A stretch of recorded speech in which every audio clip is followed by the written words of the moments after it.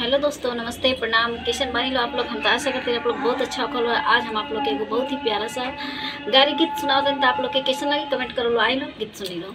सुना सुना सुना सुना हो समझी अपने घर के हालात, सुना सुना हो सुना सुना सुना सुना हो अगुआ अपने घर के हालात, सुना सुना सुना सुना ओ सुना सुना ये दुल्हे अपने घर के हालात, सुना सुना तू यहाँ आइला लेके बारात, तोहर दीदी के भाग गईल लेके लोहार, सुना सुना ओ सुना सुना ये समझी अपने घर के हालात, सुना सुना सुना सुना सुना सुना ये दुल्हे अपने घर के हालात, सुना सुना तू यहाँ आइला लेके बारात, तोहरा बुआ के भाग लेके कोहार, सुना सुना और सुना सुना ये अगुआ अपने घर के